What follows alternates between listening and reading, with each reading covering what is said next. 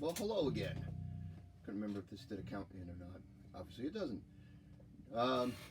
So, I hadn't done one of these videos in a while, and recently got a new addition to the stable, as you can see here, and wanted to do a little video talking about it.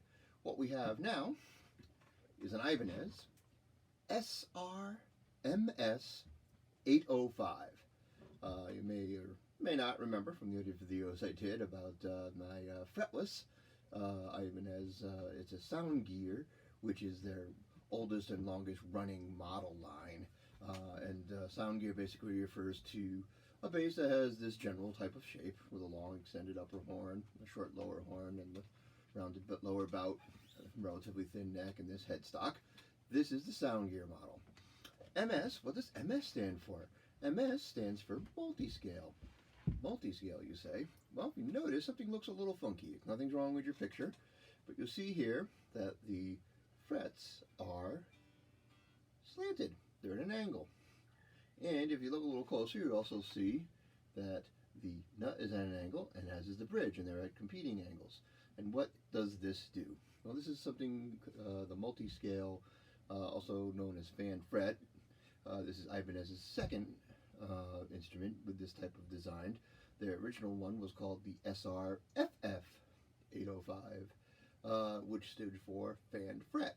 They've made some changes, different body woods and whatnot, and what have you. This is the latest model here, the SRMS805, and so the multi-scale system, what that is something that was developed by a gentleman named Ralph Novak. The 80s, I guess. I forget when. It goes to the purpose of each string. It's kind of like similar to piano, but slightly different, because you play multiple notes on a string, and piano strings just play one note. But on a grand piano, the way it's set up is that the deepest strings are the really long ones, and the highest strings are the shortest ones, and that's what gives the grand piano its interesting shape. Well, that's kind of along the lines of this here. The lower strings need to have a longer scale in order for them to sound right, and the higher pitched strings tend to be shorter in that sense. And with a regular stringed instrument, it's a compromise. There's a lot of compromises. There's still some compromises that are made here. Something called even-tempered tuning, where what we consider to be in tune really isn't completely, truly in tune. I digress a little in that sense. But really what this does here is this goes from a 34 to a 35.5-inch scale. And if you're watching, you can, I don't know if I can figure out how to link videos in descriptions, but my video about my BTB 846 SC, that is a 6-string bass with a 35-inch scale, so each string is 35 inches. And one of the problems with that was the higher strings don't sound exactly right. They get kind of twangy, especially the C and the G string. This here, the strings are more set to be to a length that makes them sound better, because a B string really tends to have better tension and plays a little bit better if it's longer scale, and the higher strings tend to play better if they're a shorter scale. That's just kind of how it works off. And one of the things that really helps with this here is that it gives a nice balance, so the notes tend to sound more even across the fretboard. Where playing with some other instruments where all the strings are the same length, it can be a little different sounding in some senses. But anyways, I digress a little. Let's get into some more specifications here. So this is actually, I did change the strings on this. When I got this, the B string had been changed out and was to an off-brand. It ships with a company called D'Addario, who's one of the largest string makers around, my preferred brand of string. I bought a set of D'Addario NYXLs, which is their premium version here, and I guess they're less tension and whatnot. And I tell you, they're great strings. They sound awesome. and seem very playable. I don't know. I haven't compared them to a standard set, so I don't know if it's the design of the instruments making it or yeah. But first off, let's talk about this finish. This is called Deep Twilight. See if I can get this here in the light. My BTB is also Deep Twilight, but that is a different shade, much more bluer. This one here is darker, so I guess a little later in sunset time. In this here, the woods are a very interesting mix. The neck is 5-piece. It is made of walnut and jatoba, and very hard to see. Look carefully, you can see right there the differences in the pieces of wood. And again, the multi-piece makes it very stable neck. The fingerboard is panga panga, which is just like the fretless version. So it's jatoba and walnut and panga panga, same materials that my fretless sound gear bass is made out of. The body is made out of mahogany, which is one of the old school tone woods. So it's a mahogany body. There is a slight walnut veneer, and then a poplar top on top of that, poplar burl, which gives it its fancy. So it's a hippie sandwich, if you remember that part of the video from before. Hippie sandwich type of woods, but very, very, a very striking bass. It looks very nice, and I didn't weigh it. It seems relatively light and balances extremely well. Again, the only update I do is the Dunlop strap locks I put on all my basses. The bridge is a modified Ibanez monorail. Ibanez came out with this a few years ago, monorail, which gives each string has its own bridge. So as opposed to a one solid piece with saddles attached to it, each piece is independent of each other. So that allows for, I guess, better sustain or whatnot, and it doesn't keep strings from affecting each other crosswise. And the oops, let me get it out of that light reflecting. The spacing is also adjustable. I'm not sure what the spacing is set up, so you can set it side to side, but whatever it came with, this is fine with me.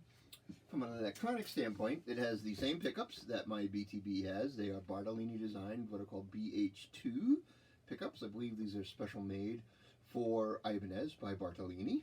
And the preamp is almost the same preamp. Actually, it is the same preamp, but there's one little difference from my 6-string bass. And the difference is that right here is an active-passive switch. So in this position, it's active, so there's no active equalization taking place on the sound. This here is a treble pot. In passive mode, it is a passive treble roll off tone control, like a regular passive bass. You flick it down, and that engages the preamp. And the preamp, again, is bass, boost and cut, mid, boost and cut, treble, boost and cut.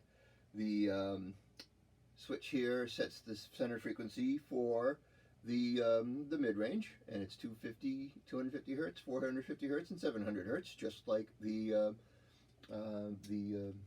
preamp in the BTB. So, what's here? How it sounds here. So, and this is master volume and a pickup blend control. So, enough yakking. How's the bass sound? Well, first we're going to start off with both pickups engaged in passive mode. So bring the volume up. The tone is up all the way. And here we go. Each string open. Ah!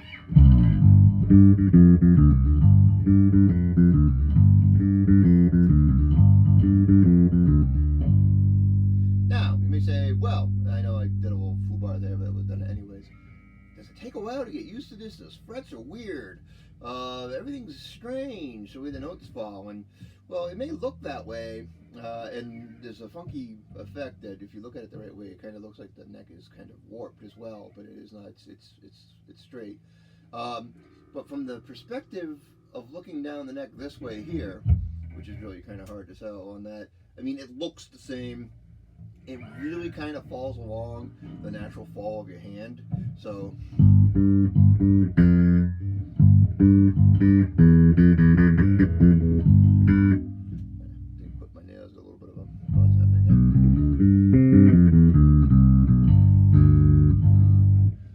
So it falls right along. It's very easy. But there you go. So anyways, this is both pickups with the tone on full.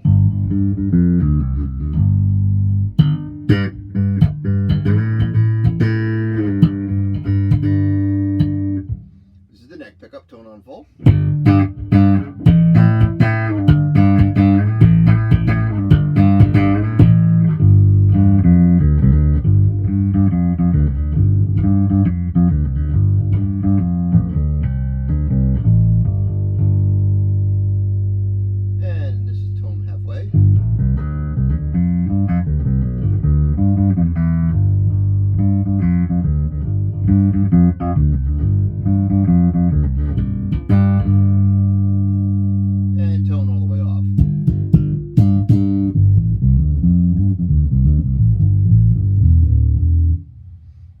And here is the bridge pickup, tone all the way up. I'm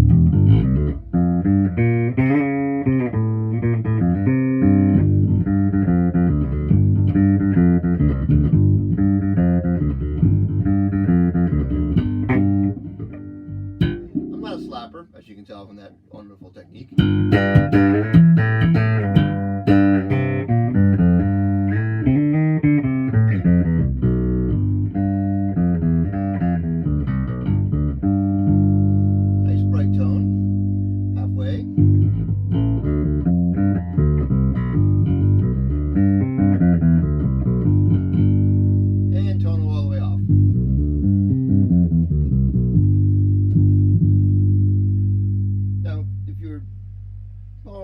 Facebook page, you notice I posted a bunch of videos from this past weekend from my band playing a driveway concert.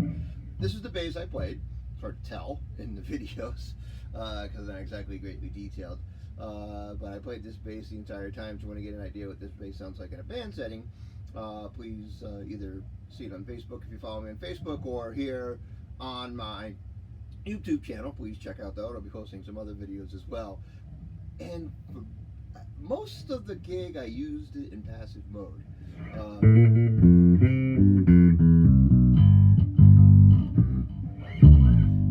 But a couple times I did switch into active, but we're going to go through active now to give you an idea of what it sounds like.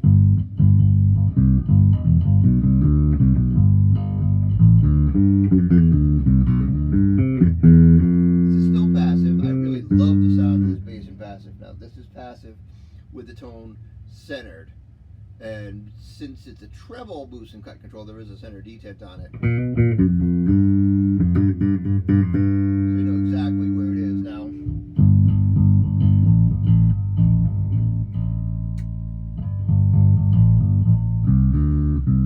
I switch right to back to active.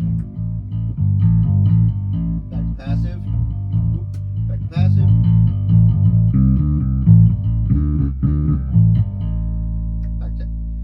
Active. So you see not a real big difference between the two when all the EQs are centered, which is great because there's a couple things you can do with the active. The active is nice emergency. If your battery should fail, then you can switch over to passive. You don't have to worry about the battery not functioning any longer. But also, I mean, for the different range of tones that's available. So you heard the range on the passive side. This is both pickups with the EQ. And we're going to do a little bit of bass boost. So here's a little bit of bass boost, just knocked up a little. And you can really, hopefully, hear the oomph that's kicked in there. There's a lot of boost that's available.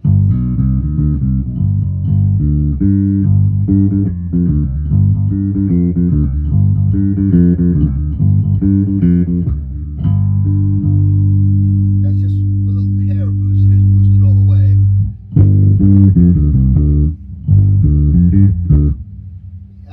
Yeah, we don't want to knock the house down. See, my walls are going already.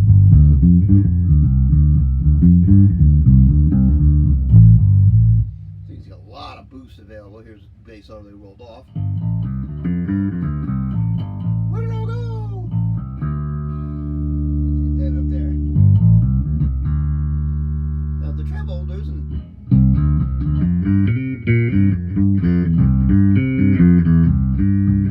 It's treble all the way up. Not bad. It's not not too glassy or too high like a lot of treble controls are. So I like where they've centered that.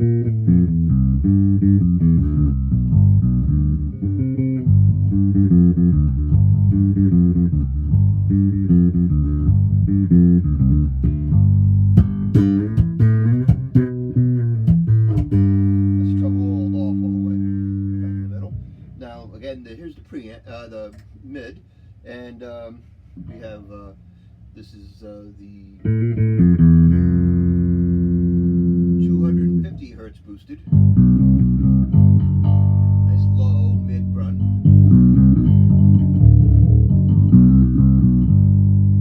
That's boosted. And again, one of the things I love about having the selectable frequency for the mid range is the cut, which pulls out and really allows the other frequencies adjacent to the mid frequency that you cut to stand out more. So, you know, the people who know EQ know cutting EQ makes more of a difference than boosting EQs, but I digress.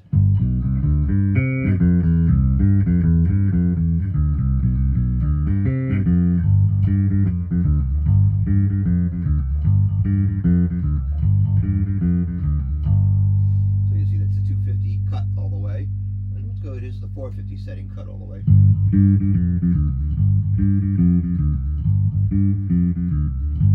So by changing the frequency, it's moving the center higher. So when you cut, you're cutting higher because it's a self-shelving control. Here's boosted all the way at 450.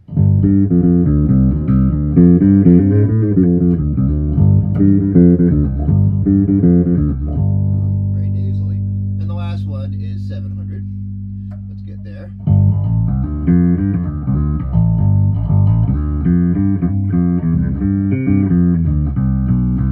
Very bright and articulate, you can tell. And then if we cut that all the way,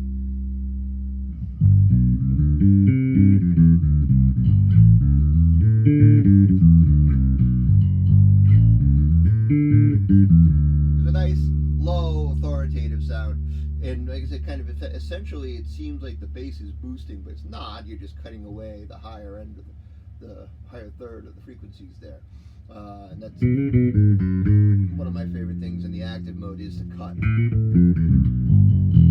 at 700. Maybe not completely out, but I roll it off. But anyways, that's 2 up. We'll kind of speed through the rest of this for the sake of brevity. Here is bridge pickup.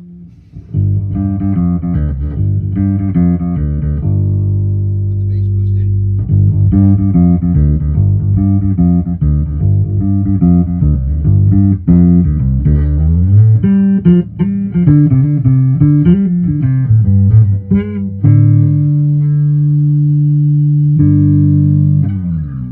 Wow, well, nice sound with the bass boosted, treble boosted. There's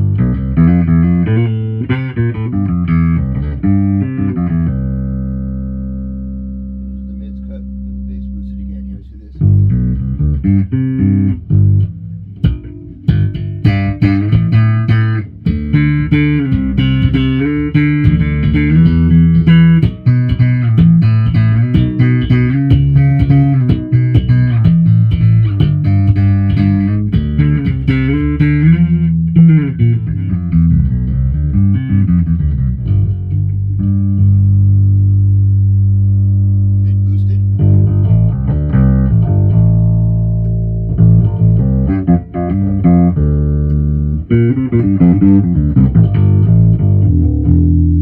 Really grindy, you know, grindy there with the mid getting up there.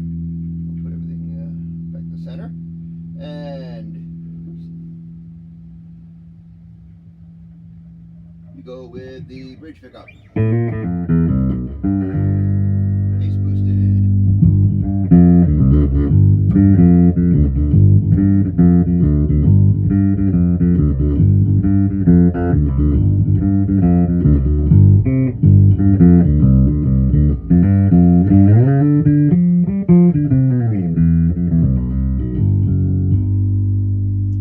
Bass cut, let's hear this.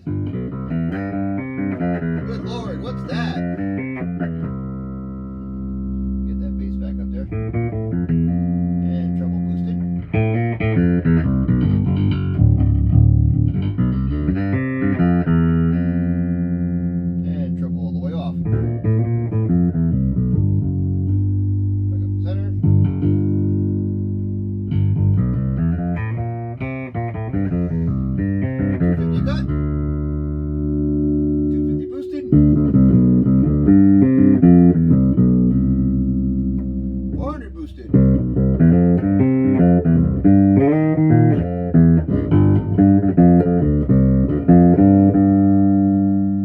cut.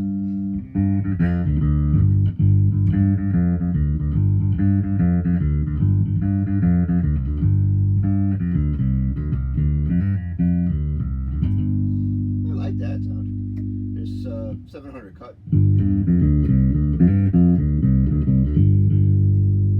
700 boosted.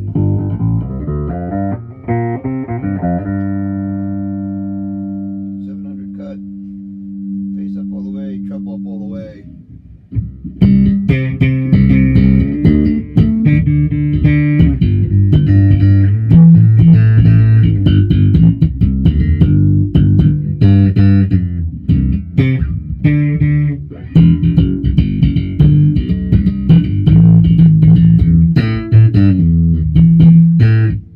Ouch. Yeah, because I'm not a slapper. Anyways, let's get everything back here and centered. So, there you go. Any questions that you have, feel free to let me know. This is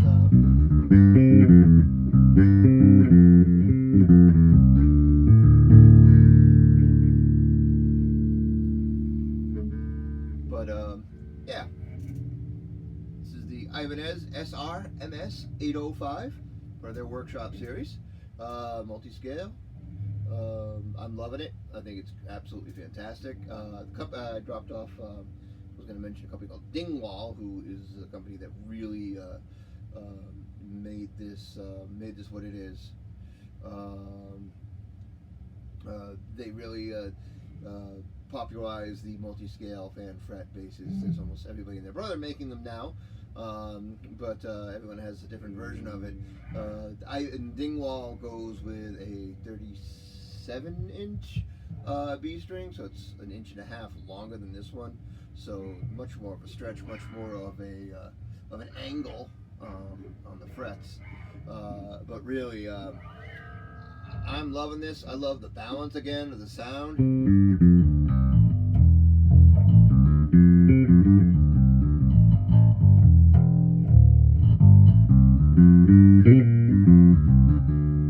Across the strings this way, it sounds great. I said it's incredibly easy to play. The electronics are incredibly flexible.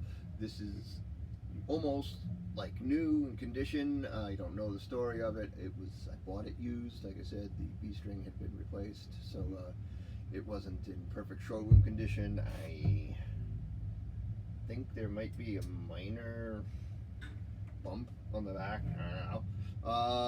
But I got a great deal on it. I know in tough times here. Nice and there you go. If you like, I got the action relatively low. So one of the things I couldn't pass up. Hopefully they can get back to normal soon. And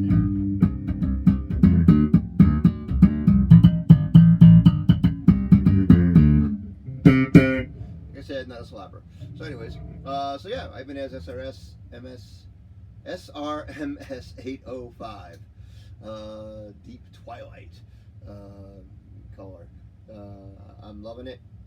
It's this and my 6-string are by comparison. Let me pull out the 6-string here. Are my 2 top basses at the moment.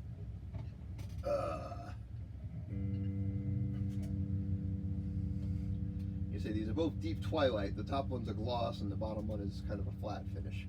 But you can see the differences there in it here. But yeah, loving it. I'm kind of an Ibanez fanboy at the moment. I have my fretless there, and I also have a cheap introductory beginner one that I use as a backup beater bass. But if you're out seeing me play live electric music, you're going to see me play one of these 2 basses, if not both, right now. But yeah, any questions, feel free to throw them in there. Any comments, if you think I suck, great, let me have it.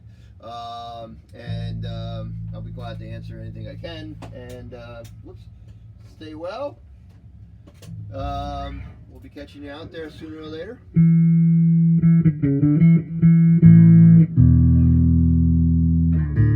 I get back some jamming.